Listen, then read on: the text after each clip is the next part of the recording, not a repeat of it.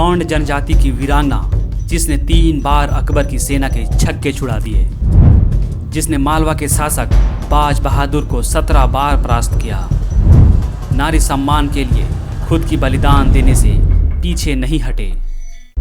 जोहार नमस्कार, मैं अभय बेदिया और आप सभी सम्मानित दर्शकों का ट्रैवल इंडिया टीवी के सीरीज स्वतंत्रता संग्राम में जनजाति नायकों का योगदान में आपका स्वागत है। आपको बता दें कि हम एक एक कर भारत के समक्ष आदिवासियों की वीर गाथा और वीरांगनाओं की वीर गाथा आपके समक्ष लेकर जरूर आएंगे। चलिए शुरू करते हैं आज का एपिसोड। गौंड जनजाति की वीरांगना रानी दुर्गावती का जन्म 5 अक्टूबर सन 1524 को चंदेल सम्राट कीरत सिंह के परिवार में दुर्गाष्टमी के दिन हुआ था। इसलिए कहा जाता है कि इनका नाम दुर्गावती रखा गया। 5 अक्टूबर 2023 को रानी दुर्गावती के जन्म के 500 साल पूरे हो गए।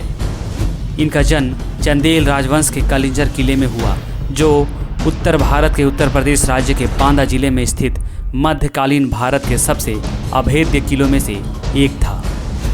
रानी दुर्गावती को बचपन से ही तीरंदाजी, तलवारबाजी का बहुत शौक था। इनकी रुचि विशेष रूप से शेर व चीते का शिकार करने में थी। रानी ने बचपन में घुड़सवारी भी सीखी थी। रानी अपने पिता के साथ ज़्यादा वक्त गुजारती थी। उनके साथ वे शिकार में भी जाती और साथ ही उन्होंने अपने पिता से राज्य के कार्य भी सीख लिए थे और बाद में वे अपने पिता का उनके काम में हाथ भी बटाती थी। उनके पिता कीरत सिंह को भी अपनी पुत्री पर गर्व था, क्योंकि रानी सर्वगुण संपन्न थी। इस तरह का उनका शुरुआती जीवन बहुत ही अच्छा बीता। 18 साल की उम्र में उनका विवाह गढ़ाकटंगा के गोंड राजा संग्राम शाह के पुत्र दलपत शाह से हुआ, जिससे 2 शाही परिवारों के बीच गठबंधन मजबूत हुआ। और यही कारण था कि दिल्ली सल्तनत का विस्तार करने के इरादे से शेरशाह सूरी ग्वालियर और मालवा पर कब्जा कर लिया। लेकिन बुंदेलखंड में कलिंजर किले की घेराबंदी के दौरान शेरशाह सूरी के आक्रमण के समय राजा कीरत सिंह को गोंडवाना साम्राज्य से मदद मिली, जिसमें रानी दुर्गावती का महत्वपूर्ण योगदान रहा। रानी के सूझबूझ से अग्निबाणों की बौछार कर शेरशाह सूरी के बारूदी ठिकाने को ध्वस्त कर दिया गया। बारूदी ठिकाने में आग लग गई। उसी आग में 22 मई 1545 में शेरशाह सूरी भी जलकर मर गया। 1398 में तैमूर के आक्रमण के बाद जब इस क्षेत्र में सल्तनत के शासन के नाम मात्र बचे अवशेषों को राजा यदुराय द्वारा ध्वस्त कर दिया गया, तब मध्य भारत में गढ़ाकटंगा, जिसे बाद में गढ़मंडला के नाम से जाना गया, नामक एक छोटा सा साम्राज्य उभरा। राज्य का नाम गढ़ा नामक एक प्रमुख शहर और जबलपुर से 4 मील पश्चिम में स्थित कटंगा नामक एक गांव से लिया गया था।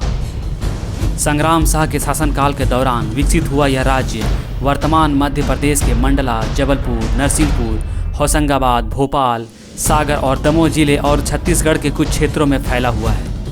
इसमें रणनीतिक तौर पर घने जंगलों और पहाड़ियों के बीच बनाए गए कुल 52 किले थे।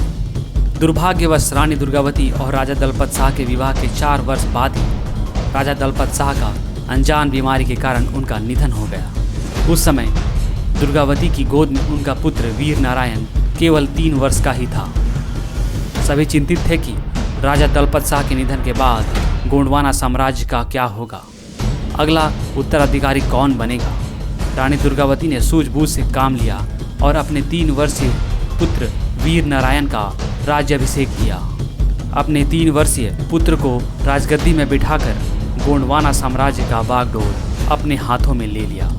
सभी ने दुर्गावती के इस फैसले का स्वागत किया। रानी दुर्गावती ने शासन के लिए सिंगौरगढ़ किले को चुना और नरसिंहपुर जिले में स्थित चौरागढ़ आर्थिक राजधानी हुआ करता था। संग्राम शाह के शासनकाल में बनाया गया मदन महल सैनिक छावनी हुआ करता था, जो सुरक्षा के दृष्टिकोण से अत्यंत सुरक्षित था। एक ही चट्टान के ऊपर बनाया गया मदन महल से आज भी पूरा जबलपुर देखा जा सकता है। रानी दुर्गावती ने अपने शासनकाल में बहुत से सुंदर मंदिर, बावड़ी, कुएं और ताल का निर्माण करवाया। रानी दुर्गावती के शासनकाल में प्रजा अत्यंत खुशहाल थी। रानी के शासनकाल में गोंडवाना साम्राज्य प्रगति की ओर बढ़ रहा था और एक समृद्ध राज्य बन गया, जिससे रानी दुर्गावती की ख्याति दूर दूर तक फैलने लगी और यहीं से मुगल आक्रांताओं की नज़र गोंडवाना साम्राज्य पर पड़ी। गोंडवाना साम्राज्य में सोना, चांदी, हीरे जवाहरात का अपार भंडार था, जिसे कई आक्रांताओं ने लूटने की कोशिश की, लेकिन रानी ने मुंह तोड़ जवाब दिया। 1556 में मालवा के सुल्तान बाज बहादुर ने गोंडवाना पर हमला बोला। इस दौरान रानी दुर्गावती के बहादुरी और उनके साहस के सामने वह बुरी तरह पराजित हो गया।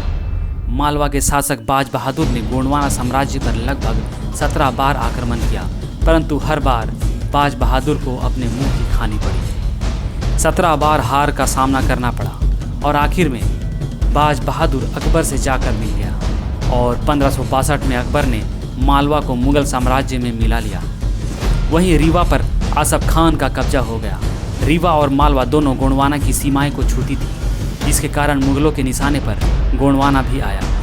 मुगलों ने गोंडवाना को भी अपने साम्राज्य में मिलाने की कोशिश की। मुगल शासक अकबर भी राज्य को जीतकर रानी को अपने हरम में डालना चाहता था। अकबर ने विवाद शुरू करने के लिए रानी को पत्र लिखा और रानी के प्रिय सफ़ेद हाथी सरमन को और उनके विश्वस्त दीवान आधार सिंह कायस्थ को भेंट के स्वरूप में अपने पास भेजने को कहा। रानी चाहती तो अपने प्रिय हाथी सरमन और दीवान आधार सिंह कायस्थ को भेजकर समझौता कर सकती थी, लेकिन रानी दुर्गावती ने यह मांग ठुकरा दी। इससे पता चलता है कि रानी अपने प्रजा और पशुओं के प्रति लगाव और स्नेह को दर्शाता है। रानी दुर्गावती ने जब अकबर की मांग ठुकरा दी तो अकबर बौखला गया और अपने एक सूबेदार आसफ खान को गोंडवाना पर हमला करने का आदेश दे दिया। रानी दुर्गावती को एक सामान्य महिला समझकर आसफ खान गोंडवाना पर हमला कर दिया। आसफ खान को लगा कि अकबर के प्रताप से भयभीत होकर रानी आत्मसमर्पण कर देगी, लेकिन रानी ने युद्ध का डंका बजा दिया। आसफ खान ने अपने सैनिकों के साथ गोंडवाना साम्राज्य पर हमला कर दिया। घने जंगल और दुर्गम पहाड़ियों पर बसा सिंगौरगढ़ दुश्मनों के लिए कड़ी चुनौती पेश करता था। अकबर की सेना को जंगल में युद्ध करने का कोई अनुभव नहीं था।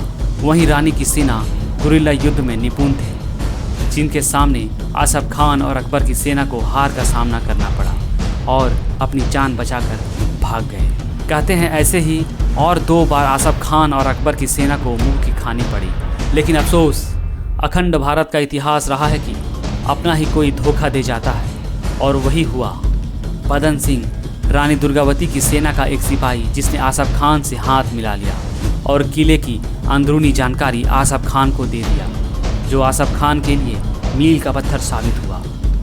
24 जून 1564 को आसफ खान और अकबर की सेना ने पूरी तैयारी के साथ गोला बारूद लेकर फिर से आक्रमण कर दिया। रानी दुर्गावती और रानी की सेना बहादुरी और साहस के साथ लड़ी और अकबर की सेना ने रानी को 3 तरफ से घेर लिया। युद्ध का व्यू ऐसा था कि रानी जबलपुर के पास नरे नाला को पार कर घने जंगल में प्रवेश कर जाएगी। उसके बाद घने जंगल में अकबर की सेना को युद्ध करने का कोई अनुभव नहीं था और रानी की सेना गुरिल्ला युद्ध में निपुण थी, लेकिन पदन सिंह के द्वारा दिए गए अंदरूनी जानकारी के अनुसार पहाड़ी पर बना बांध जो नरे नाला से जुड़ा हुआ था, जिसे गोला बारूद की मदद से तोड़ दिया गया, जिसके कारण नरे नाला में बांध का पानी भर गया। नरे नाला बहुत गहरी थी, जिस कारण रानी दुर्गावती उस नरे नाला को पार नहीं कर सकी और वही नरे नाला रानी दुर्गावती के लिए काल बन गया। नरे नाला के युद्ध में रानी दुर्गावती का पुत्र वीर नारायण बुरी तरह घायल हो गया। रानी ने उसे सैनिकों की मदद से चौड़ागढ़ भेज दिया, जो गोंडवाना साम्राज्य का आर्थिक राजधानी हुआ करता था। इधर रणभूमि में दुश्मनों की 3 तीर रानी दुर्गावती को लग गई। चारों तरफ से खुद को घिरता देख रानी ने अपने विश्वस्त दीवान आधार सिंह कायस्थ को आदेश दिया कि अपनी कटार से रानी का गर्दन काट दे, लेकिन आधार सिंह कायस्थ ऐसा करने का हिम्मत नहीं जुटा पाया और आखिरकार 24 जून 1564 को रानी दुर्गावती ने खुद ही अपनी कटार से अपने बलिदान दे दिया। इस युद्ध में रानी का प्रिय सफ़ेद हाथी सरमन भी रानी के पार्थिव शरीर को ढककर शहीद हो गया। रानी ने कहा था कि मेरे मृत शरीर को भी इन मुगलों के हाथ नहीं लगने देना। रानी दुर्गावती अपने साम्राज्य और प्रजा और नारी सम्मान के लिए बलिदान हो गई। अमर बलिदानी गोंड जनजाति की वीरांगना रानी दुर्गावती को सत सत नमन। फिलहाल आपसे विदा लेते हैं। जानकारी अच्छी लगी तो इस वीडियो को शेयर कर और भी लोगों तक यह जानकारी पहुंचाएं। अपनी राय कमेंट बॉक्स में कमेंट कर हमें बताएं और जुड़े रहें ट्रैवल इंडिया टीवी से। अगले एपिसोड में फिर से एक जनजाति नायक की योगदान और वीरता की कहानी लेकर आएंगे। तब तक के लिए नमस्कार, जय हिंद।